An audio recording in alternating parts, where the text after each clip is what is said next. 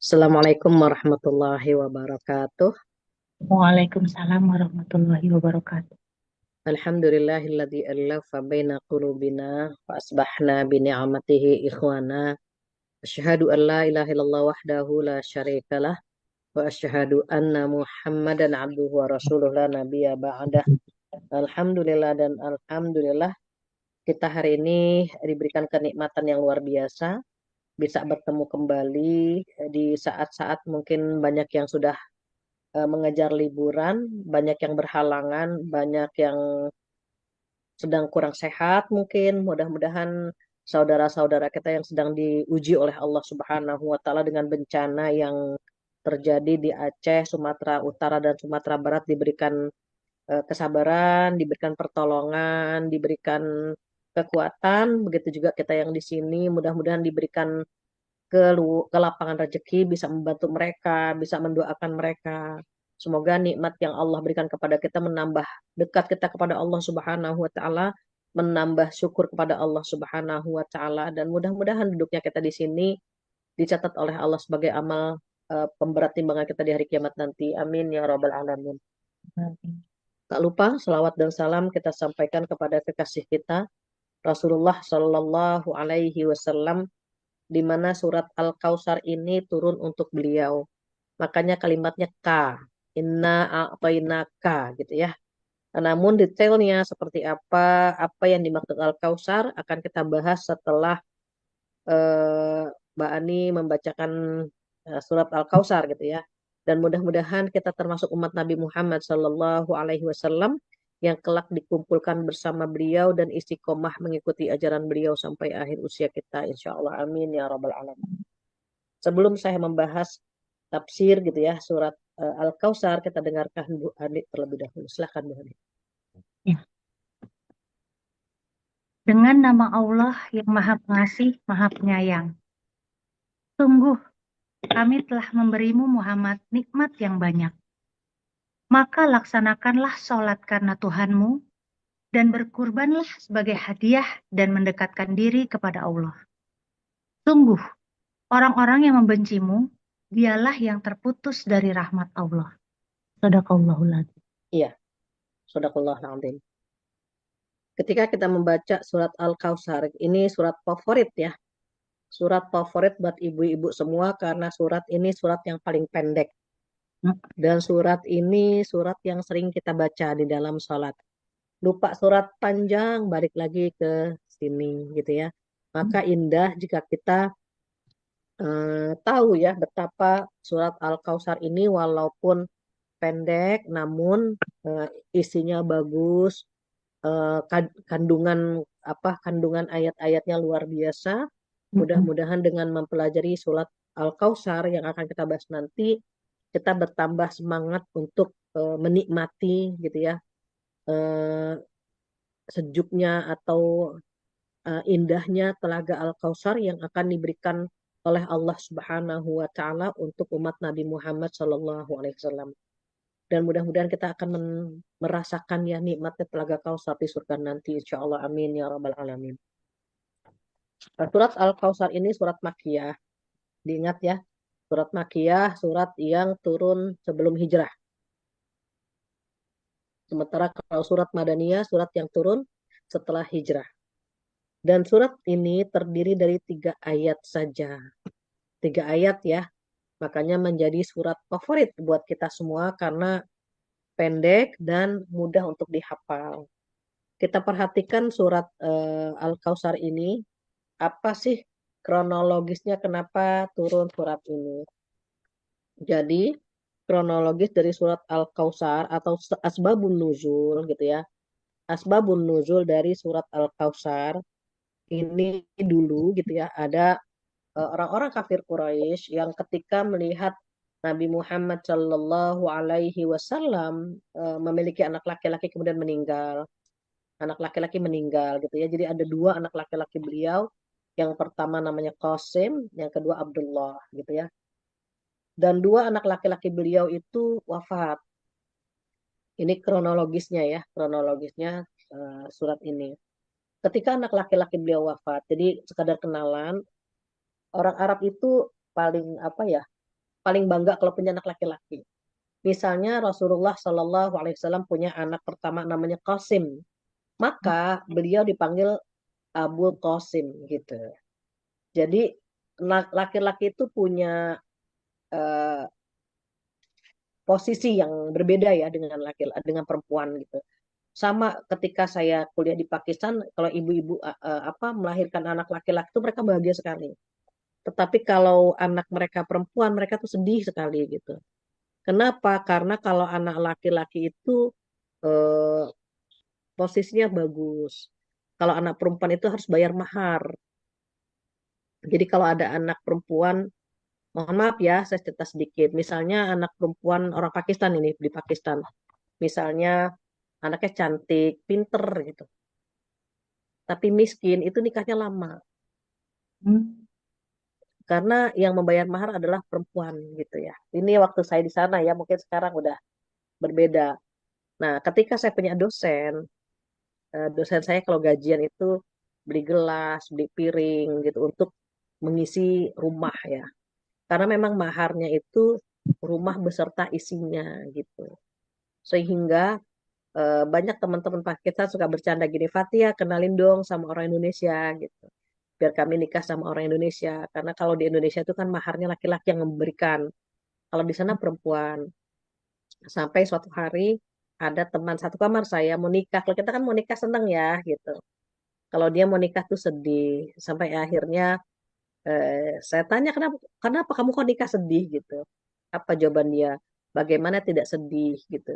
Kamu tahu sendiri kan eh, mahar itu kami yang memberikan gitu. Nah, qadarullah dia bilang calon suami saya kuliah di Amerika gitu. Jadi kalau S1 saja ada plusnya ya rumah beserta isinya plus mobil gitu. Karena dia dari luar maka eh, maharnya itu rumah beserta isinya, mobil dan tanah terserah berapa hektar saja gitu. Saya kaget dengernya, makanya dia sedih ya ketika akan menikah tuh sedih gitu. Itu rahasianya mengapa orang-orang di Pakistan itu eh, sedih kalau anaknya perempuan gitu. Nah, di Saudi berbeda lagi ya di masa jahiliyah kalau anak laki-laki itu yang nurunin gitu. Yang nurunin ayahnya itu anak laki-laki. Kalau anak perempuan seakan-akan tidak berdaya. Maka saat Rasulullah Shallallahu Alaihi Wasallam eh, punya anak laki-laki bernama Qasim, ya anak pertama meninggal, kemudian anak yang laki-laki kedua juga Abdullah meninggal, orang-orang kafir itu seneng banget gitu. Seneng banget dan mereka bilang apa? Terputuslah nasab Rasulullah Shallallahu Alaihi Wasallam. Tidak ada yang melanjutkan dakwah Rasulullah Shallallahu Alaihi Wasallam begitu. Inna syani'aka wal abtar gitulah. Sebab kronologis turunnya ayat ketiga ya. Karena mereka berpendapat bahwa terputuslah nasab Rasulullah Shallallahu Alaihi Wasallam gitu. Terputus nasabnya, terputus generasinya gitu ya. Tidak ada lagi yang mengurus Ka'bah, Baitullah, tidak ada lagi yang melanjutkan dakwah menyebarkan agama Allah begitu. Mereka bilang terputus sudah apa keturunan Rasulullah Shallallahu Alaihi Wasallam. Maka ketika mereka mengatakan terputus gitu ya, turunlah surat Al-Kautsar ayat ketiga, Inna syani'aka huwal abtar. Kalianlah yang terputus begitu. Jadi eh, Al-Kautsar itu kronologisnya asbabun nuzulnya ya yang ada di ayat ketiga itu demikian ya karena memang Rasulullah Shallallahu Alaihi Wasallam tidak memiliki anak laki-laki. Nah, kita perhatikan ayat pertama. A'udzubillahi minasyaitonirrajim. Bismillahirrahmanirrahim. Inna a'tainakal kautsar. Sesungguhnya kami, kata Allah, telah memberikan kepadamu nikmat yang banyak. Kepadamu itu kepada Rasulullah Shallallahu Alaihi Wasallam. Mengapa Allah menggunakan kalimat inna dengan kalimat kami? Sesungguhnya kami telah memberikan kepadamu ya Rasulullah Shallallahu Alaihi Wasallam Al-Kautsar. Al-Kautsar punya dua arti. Yang pertama nikmat yang banyak.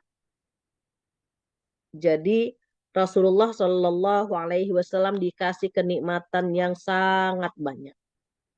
Apa saja kenikmatan itu? Yang pertama, kenabian. Di antara jutaan manusia, Rasulullah Shallallahu Alaihi Wasallam menjadi nabi. Bahkan beliau Al-Mukhtar, nabi yang terpilih, the chosen one, nabi yang terpilih. Begitu juga Rasulullah Shallallahu Alaihi Wasallam menjadi nabi terakhir. Harapannya apa? Nanti ketika di hari kiamat umat Nabi Muhammad itu yang paling banyak. Nabi Adam bawa bendera, umatnya di belakang.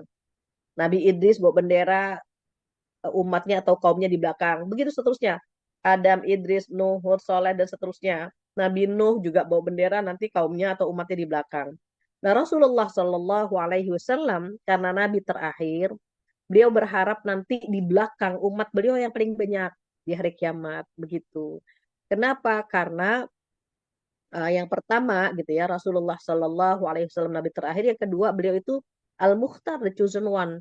Mungkin ibu-ibu masih ingat di antara 25 nabi yang wajib kita ketahui, ada yang terpilih 5 orang yang mendapat julukan Ulul Azmi Minar Rusul. Yang 5 orang itu siapa? Yang 5 nabi ya, maaf. Yang 5 nabi siapa saja? Nabi Musa, Nabi Ibrahim, Nabi Nuh, Nabi Isa, Nabi Muhammad Sallallahu Alaihi Wasallam. Dari 25 nabi, 5 terpilih mendapat julukan Ulul Azmi. Apa?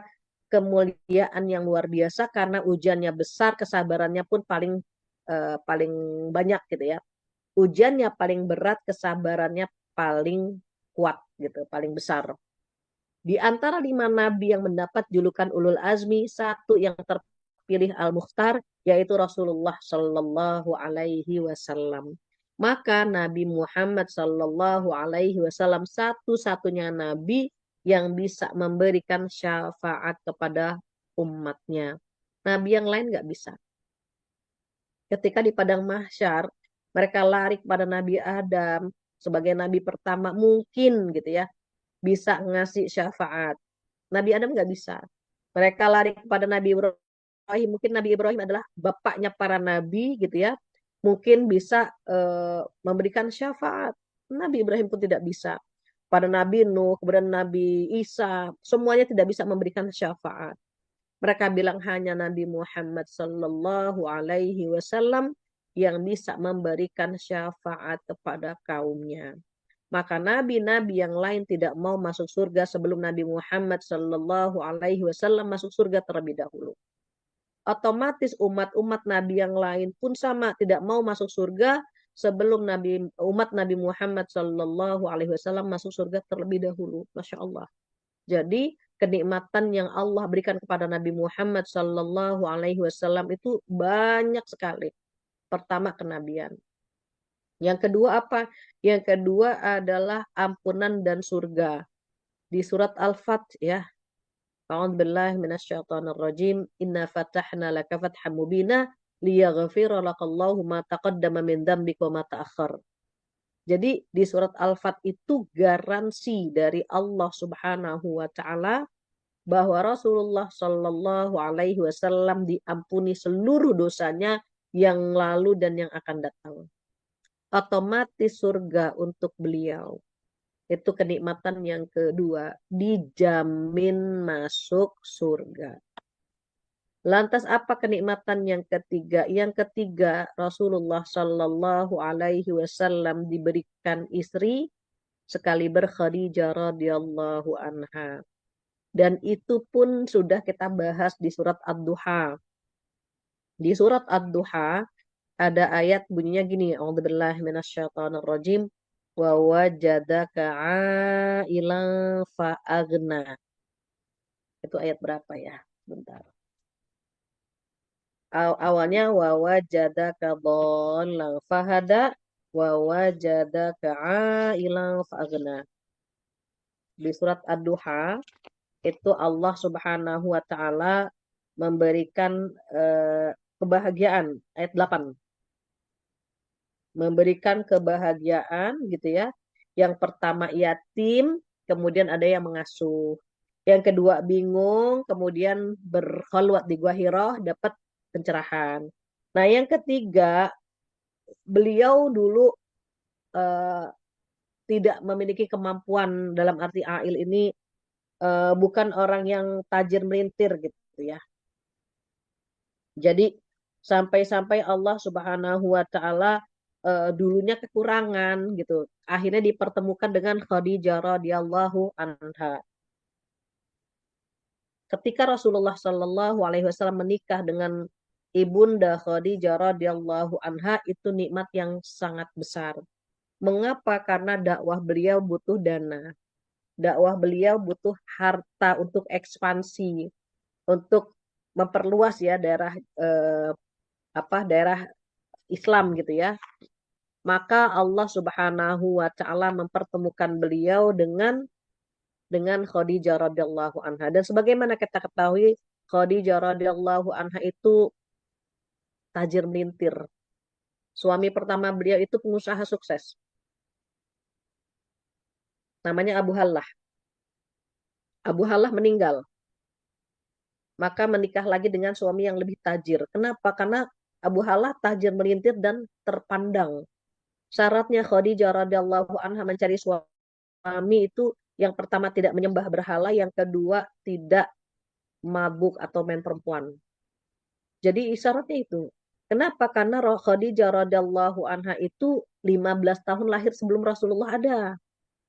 Dan Khadijah radhiyallahu anha, ibunda kita ini 15 tahun lebih tua kan dari Rasulullah Shallallahu alaihi wasallam. Otomatis Rasulullah belum lahir, belum ada Islam gitu. Tetapi beliau sudah menjaga kehormatannya sedemikian rupa. Saat mencari pasangan pun sama, mencari yang tidak menyembah berhala. Maka ada suami yang kedua, namanya Atiq bin Abid, lebih tajir lagi, lebih tajir dari Abu Hallah. Tumpahlah seluruh harta dua suami ini kepada Khadijah radhiyallahu anha. Hikmahnya apa? Karena nanti suami ketiga beliau, karena Atik bin Abid meninggal juga. Nah, suami ketiga beliau adalah seorang nabi yang membutuhkan dana untuk ekspansi. Disitulah Allah Subhanahu wa taala memberikan kenikmatan yang ketiga dengan pasangan yang luar biasa, yaitu Ibunda Khadijah radhiyallahu anha yang memiliki semuanya. Kecantikan, keturunan, kekayaan, kesolehan, eh, wanita yang tangguh gitu ya. Karena memang Rasulullah Shallallahu alaihi wasallam butuh sosok perempuan yang tangguh karena beliau sebagai yatim gitu ya. Maka Khadijah radhiyallahu anha bisa berdiri gitu ya di samping Rasulullah Shallallahu alaihi wasallam untuk mensupport dakwah Rasulullah dan menguatkannya. Itu kenikmatan yang ketiga. Jadi diingat, yang pertama kenabian, yang kedua dikasih surga gitu ya. Yang keempat dikasih istri sekali berkhadijah radhiyallahu anha. Yang keempat, kenikmatan yang keempat, ini ahli tafsir ya memberikan pandangan. Yang keempat, kenikmatan yang luar biasa memiliki keluarga yang mensupport dakwah beliau. Walaupun ada Abu Jahal, ada Abu Lahab, namun mayoritas gitu ya keluarga beliau itu mensupport. Bahkan beliau diberikan keturunan yang solehah ya. Sampai putri bungsu beliau Fatimah radhiyallahu anha pun mensupport gitu ya dakwah beliau.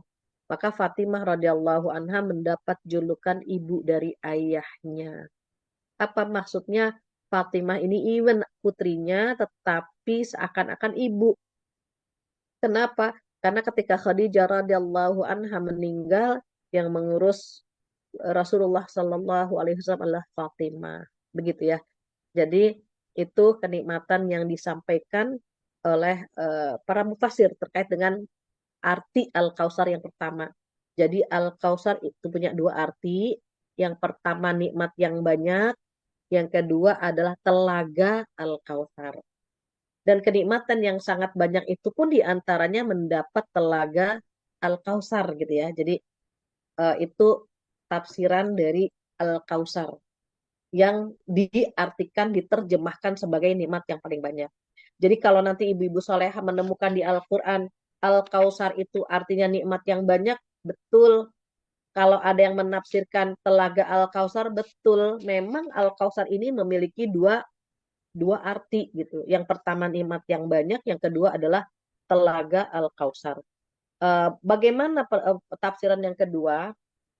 Yang kedua berarti diterjemahkannya, sesungguhnya kami, kata Allah, telah memberikan kepadamu Telaga Al-Kausar. Apa itu Telaga Al-Kausar gitu ya? Disampaikan dalam sebuah hadis gitu ya, dalam sebuah hadis dari Anas ya, bahwa Al-Kausar itu adalah sebuah sungai di surga yang telah dijanjikan kepadaku oleh Tuhanku gitu. Hadisnya demikian.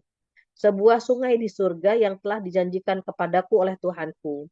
Di dalamnya terdapat banyak kebaikan. Ia lebih manis dari madu, lebih putih dari susu, dan lebih dingin dari es, serta lebih lembut dari krim. Kedua sisinya terbuat dari batu zamrud dan wadah-wadahnya terbuat dari perak. Orang yang minum dari sungai tersebut tidak akan pernah haus lagi. Jadi Telaga Al-Kausar itu ada yang menafsirkannya sebuah sungai di surga gitu ya. Ada juga yang mengatakan Telaga Al-Kausar ini adalah telaga di mana ketika seseorang akan masuk ke dalam surga, itu minum telaga ini dulu. Jadi misalnya ada seorang hamba nggak sholat, nggak puasa, dia dimasukkan ke dalam neraka. Maka ketika sudah digugurkan dosa-dosanya di neraka, dia akan masuk ke dalam surga, minum telaga Al-Kausar terlebih dahulu. Begitu ya. Itu uh, definisi atau arti dari Al-Kausar. Seandainya ayat ini turun kepada kita, apa yang akan kita lihat? Inna a'tainakal kautsar. Sesungguhnya Allah telah memberikan kepadamu nikmat yang sangat banyak. Apa saja nikmat yang sudah kita rasakan? Mentari pagi, cahaya matahari diberikan kepada kita gratis. Yang kedua, oksigen Allah berikan kepada kita gratis.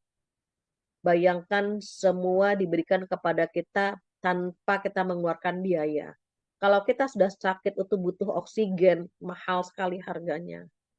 Anak butuh matahari dimasukkan ke dalam inkubator, itu mahal sekali harganya. Nikmat yang Allah berikan kepada kita yang pertama adalah matahari, kemudian oksigen, kemudian yang ketiga ada nikmat iman Islam. Nikmat iman Islam itu mahal.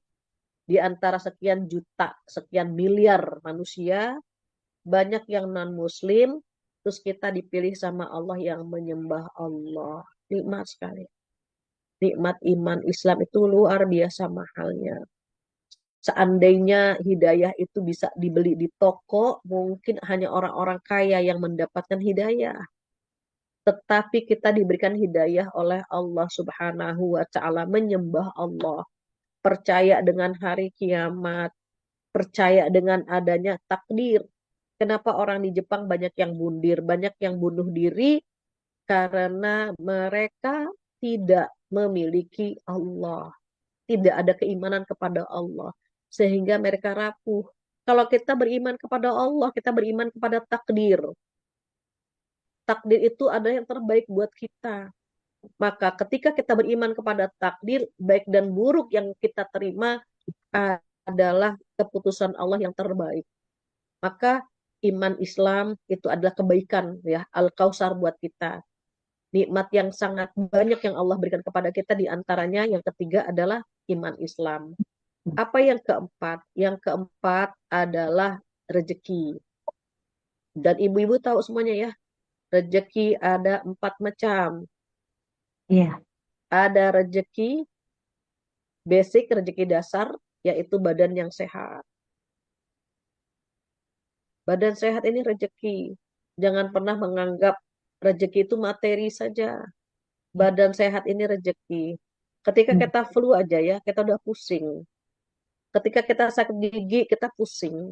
Ketika kita punya asam urat, kolesterol, kita udah gelisah gitu.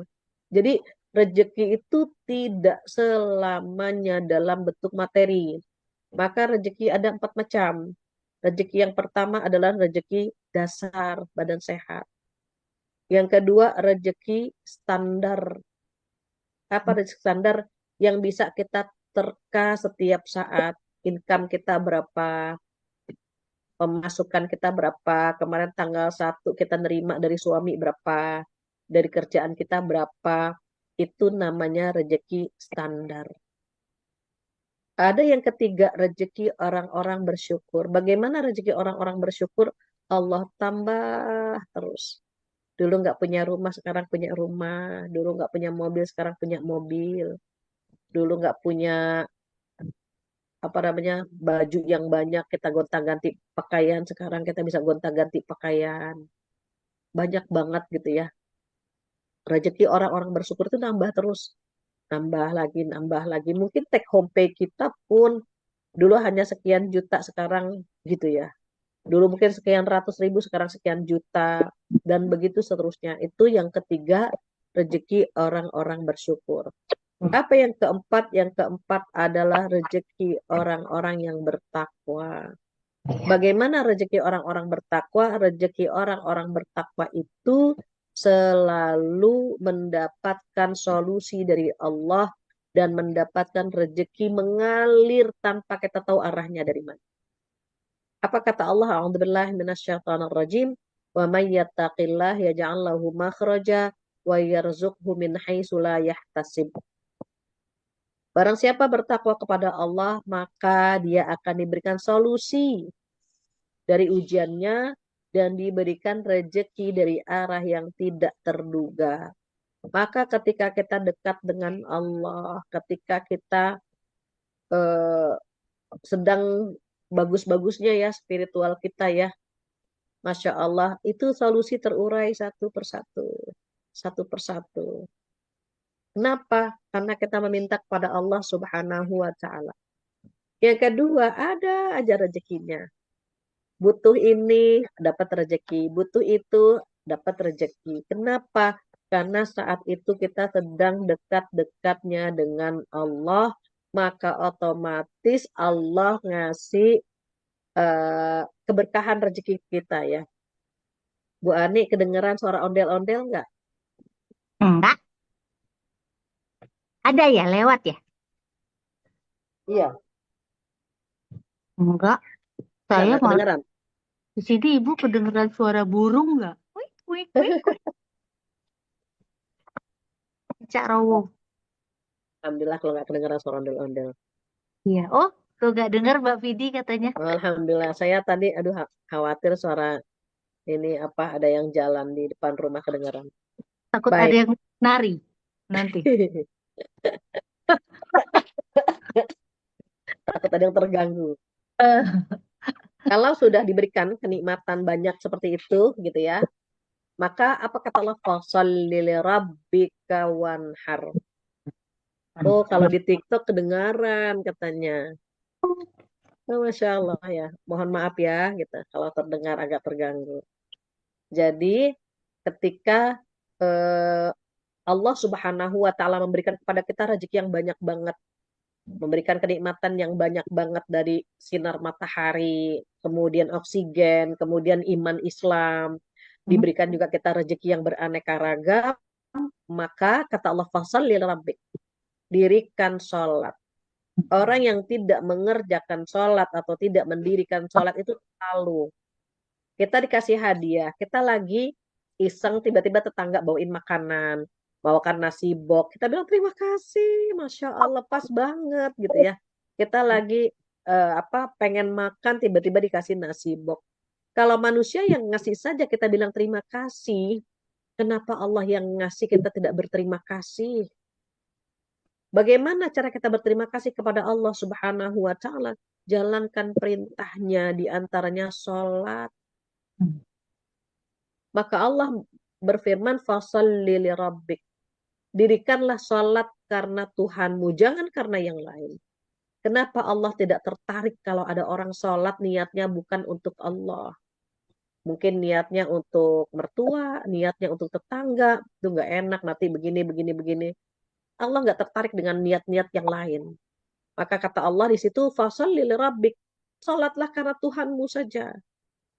Kita berterima kasih kepada Allah Subhanahu wa taala dengan nikmat yang luar biasa. Walaupun misalnya income kita pas-pasan, atau mungkin eh, yang kita genggam nggak banyak-banyak banget. Tengok saudara kita di Sumatera, Aceh, Sumatera Utara, Sumatera Barat, tengok mereka kehilangan keluarga, kehilangan rumah, kehilangan harta benda, mobil, semua harta benda yang mereka simpan tuh hilang sekejap. Kita masih alhamdulillah. Maka jangan lupa perbanyak syukur dengan mendoakan mereka dan mendonasikan rezeki kita. Syukur-syukur Ashabul Jannah bisa menggalang dana ya untuk dikirim ke Aceh, Sumatera Utara dan Sumatera Barat gitu.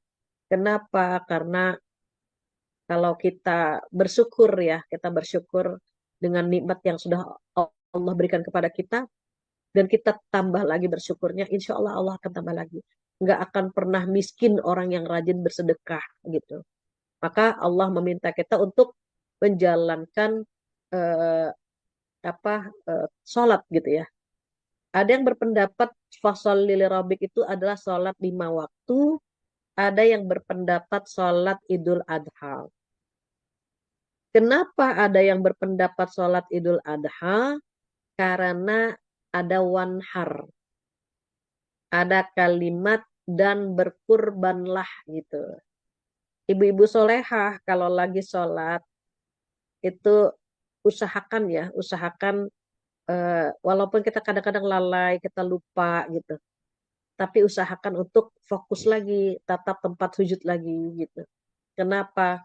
Karena jangan sampai kita termasuk yang bertambah umur tapi sholat kita kualitasnya sama gitu.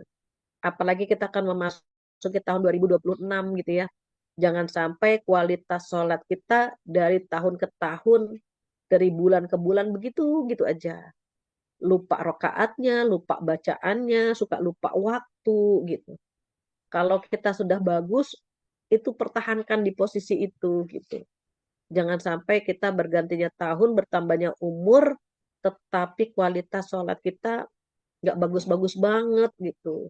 Jangan sampai demikian ya. Maka ingat ayat ini, terlalu banyak nikmat yang sudah Allah berikan kepada kita dan itu tidak terhitung jumlahnya. Maka sholatlah karena Allah. Sholat gitu ya. Walaupun tadi tafsirannya ada yang bilang sholat 5 waktu, ada juga yang berpendapat sholat Idul Adha. Jadi alasannya apa? Karena ada ayat wanhar dan berkurbanlah. Setelah bulan Januari, Februari ada Idul Fitri. Kemudian setelah itu 2 bulan setelahnya ada bulan Zulhijjah gitu ya. Jadi Ramadan, Syawal, Dzulqa'dah dan Zulhijjah. Nah itu 3 bulan setelah itu eh, kita akan berkurban gitu ya. Jadi ditabung dari sekarang. Pengen berbagi di bulan Ramadan, pengen berbagi juga di bulan Zulhijjah gitu. Agar kita bisa berbagi ya di bulan Zulhijjah. 2 bulan itu mulia ya, maka bisa kita lakukan ya kebaikan-kebaikan itu dengan harta kita, dengan tenaga kita. Sedih banget gitu ya kalau misalnya kita punya planning tetapi planning kita tidak tidak berjalan sesuai dengan harapan. Maka kata Allah di sini, dirikanlah sholat, kemudian yang kedua berkurban. Kalau ibu-ibu ashabul jannah, insya Allah ya istiqomah lah semuanya gitu ya. Istiqomah semuanya untuk berkurban, untuk sholat 5 waktu, insya Allah.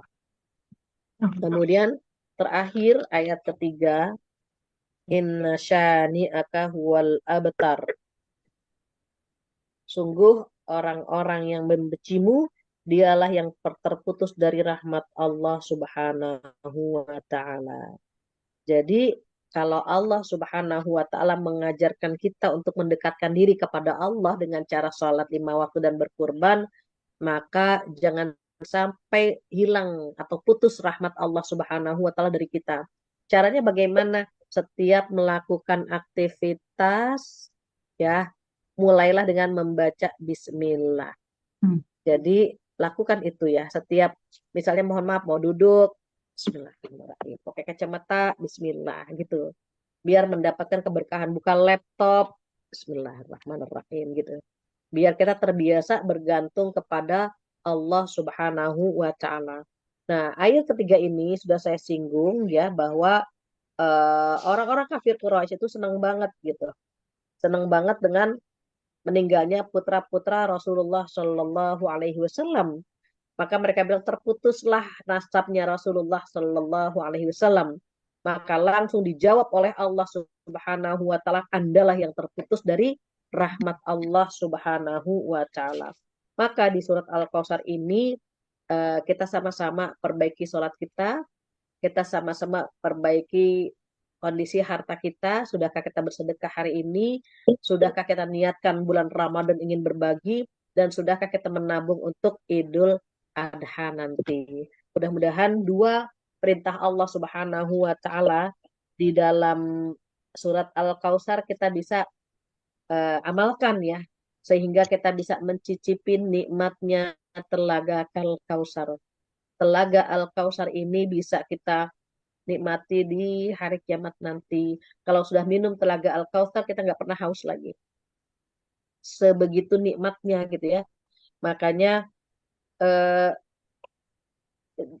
aromanya itu kita minum, bibir kita nempel ke gelas itu baunya aromanya misk, parfum yang nggak ada tandingannya gitu. Dan gelas-gelas yang kita pegang untuk minum air tadi ada yang terbuat dari kristal, ada yang terbuat dari bintang. Bayangkan senikmat itu minum telaga Al-Kausar. Mudah-mudahan kita kelak menikmatinya insya Allah. Amin ya rabbal alamin. Tidak terasa jam 11 lewat. Ada yang ingin ditanyakan atau ibu-ibu ada yang ingin menambahkan, saya kembalikan lagi kepada MC kondang kita, Bu Ani, silakan. Alhamdulillah Ibu, terima kasih atas kajiannya. Walaupun suratnya pendek, tapi maknanya dalam banget mengenai Ya, nikmat terhadap Nabi Muhammad maupun kepada kita. betul. Baiklah, mungkin ada sahabat soleha yang ingin bertanya. Seperti biasa, boleh seputar surat ini, tapi juga boleh seputar hal lain. Baik, dipersilakan. Nah, ibu-ibu ada yang mau bertanya? Ini ada pertanyaan sambil nunggu ya, ibu-ibu ashabul jannah. Ya. Ini ada yang bertanya di TikTok bagaimana mengetahui kualitas ibadah kita bagus atau tidak gitu ya. Kalau kita imannya lagi naik, itu ibadah kepada Allah itu menjadi kenikmatan. Tetapi kalau iman kita lagi turun, ibadah itu menjadi beban. Jadi pertanyaannya itu yang tahu hanya kita. Kita pernah kan merasakan sholat kayak enak gitu ya. Enak aja gitu. Maksudnya azan langsung. Tapi kadang-kadang ya Allah mana lagi capek, mana belum sholat gitu. Tapi kita tetap mendirikan sholat. Maka kenikmatan atau rasa yang kita dapati itu sesungguhnya terkait dengan iman kita. Sama halnya kita kalau baca Quran. Kadang-kadang pengen cepat selesai kan. Kadang-kadang terus pengen lagi, pengen lagi, pengen lagi. Nah, seperti itulah kondisi iman kita. Kalau lagi naik imannya, pengen terus baca Quran, pengen lanjut. Tapi kalau misalnya lagi turun, langsung Shadaqallahul Azim gitu ya. Oh ya, kalau sholat dengar azan langsung nggak apa-apa, udah masuk waktu. Jadi syarat sah sholat itu diantaranya masuk waktu. Misalnya contoh, Allahu Akbar, Allahu Akbar. Ah, udah bisa langsung sholat, nggak nunggu azan selesai, boleh. Boleh ya. Langsung intinya masuk waktu. Bahkan kadang-kadang di musola kita belum dengar azan gitu ya, apalagi kalau bulan Ramadan. Bulan Ramadan muadzinnya buka dulu. Mm-mm. Jadi dia kita udah minum, udah makan kurma, dia baru azan gitu. Jadi bukan azannya sebetulnya, tapi masuk waktunya begitu. Sama kalau kita ke Singapura, kan kita atau kita nginep di hotel mana nggak dengar azan, tapi kita tahu sudah masuk waktu. Nah, makanya kalau kita nginep di tempat lain, kita nanya sama operatornya atau penjaganya, Mas, di sini subuhnya jam berapa ya? Gitu. biar kita bisa sholat gitu ya. Jadi diusahakan ya kalau bisa tepat waktu begitu. Nanti kalau udah masuk waktu ada lagi menutup aurat gitu, syarat sah sholat ya, menghadap kiblat, suci badan dari najis ya, suci badan, pakaian dan tempat sholat dari najis. Itu hal-hal yang sudah menjadi apa ya? Menjadi basic ya, ilmu basic ya, untuk mengetahui ini sholatnya sah apa enggak nih gitu. Jika terpenuhi syarat yang 5 tadi, insya Allah sah sholat kita. Tapi kalau tidak terpenuhi, berarti kita ulang lagi sholatnya. Kita sholat jam setengah 12 misalnya. Ternyata, oh belum azan ya, ulang lagi begitu. Hmm, Ya, Allah alam. baik. Ibu, Ya, aku silakan tanya Mbak Fidi. Mbak Vidi. Ya, izin bertanya. Tunggu bentar, Bu. Bentar, Bu. Sebentar. Sebentar, harap maklum. Izin bertanya, Ustazah, di luar tema. Kalau terpaksa mengqadha sholat zuhur di waktu sholat, apakah betul yang harus kita lakukan terlebih dahulu adalah sholat zuhurnya? Lalu qobliyatul asar baru asar. Karena katanya sholat asar harus selalu dilakukan terakhir agar tidak menyerupai ibadahnya orang Yahudi. Kalau sholat qadha itu seingatnya. Kita lagi duha nih, ya Allah iya belum sholat subuh, langsung sholat subuh gitu. Kalau misalnya belum sholat zuhur, terus bangun, ingat oh iya belum sholat zuhur, langsung sholat zuhur gitu. Jadi nggak ditunda, apalagi misalnya mohon maaf, sholat sunnah kan hukumnya sunnah, wajib dulu gitu. Jadi Hmm. misalnya habis sholat zuhur, lagi sholat kan ingat, iya belum sholat zuhur, langsung habis sholat zuhur selesai, langsung sholat zuhur kodok begitu. Jadi sunnahnya nggak usah gitu ya. Kenapa khawatir? Khawatir sholat sunnah yang wajibnya belum, ternyata Allah mencabut nyawa kita. Hmm. Berarti kita meninggalkan sholat wajib gitu. Jadi dahulukan yang wajib dulu. Seingatnya aja. Jadi seingatnya dia saat lupa belum sholat asar, ya udah sholat asar. Yang penting tidak berjamaah ya, tidak berjamaah. Demikian Allah alam. Ya, Karena kalau Alhamdulillah. berjamaah takutnya orang bingung, ini kok sholat lagi sih gitu. Padahal kita lagi kodok gitu ya. Sholat duhur, kemudian kita kodok zuhur kan. Nah itu nggak perlu berjamaah, kita langsung minggir. Kenapa? Karena yang meninggalkan sholat duhur kan hanya kita saja gitu ya. Jadi nggak perlu berjamaah. Demikian Allah alam. Alhamdulillah. Ada lagi Ada mungkin satu pertanyaan? Itu Mbak Enda udah buka wajahmu, cantikmu. Kalau aku buka kamera kenapa pasti nanya. Ngarep, ngarep Mbak Enda bertanya iya. biar Memang Mbak Enda mau ada pertanyaan kayaknya dia. ya. Tambahan. Ustazah mau nanya kalau sholat tasbih itu gimana ya Ustazah? Kenapa? Hukumnya sholat tasbih itu. Sholat tasbih itu hukumnya sunnah. Sunnah itu ada dua. Ada sunnah muakkad, ada sunnah biasa. Kalau sunnah muakkad gitu ya, itu pahalanya lebih besar daripada sunnah biasa. Contoh sholat sunnah muakkad misalnya, qobliyah subuh itu muakkad, tahajud muakkad. Tapi kalau sholat tasbih itu sunnah biasa. Idul Fitri, Idul Adha, Gerhana itu muakkad semua tuh. Tapi kalau apa qobliyah maghrib, qobliyah isya, nah itu sunnah biasa. Begitu. Karena saya dengar ada yang bilang sholat tasbih itu dalilnya nggak kuat. Jadi karena pernah di masjid sini ada ngadain sholat tasbih. Sebagian jamaahnya tuh nggak mau berjamaah. Saya tanya kenapa? Katanya itu menurut ustaznya mereka itu dalilnya itu lemah gitu. Iya, saya pernah nanya kepada senior saya ya, kebetulan qadarullah dia ngambil hadis ya. Saya tanya, Kak, itu gimana untuk sholat tasbih? Dia hadisnya lemah, tapi yang meriwayatkan banyak. Jadi dia topang. Ada hadis tuh empat level. Paling tinggi adalah sohih dengan sendirinya. Kedua, sohih karena ditopang dari bawah. Itu. Nah, ketiga Hasan.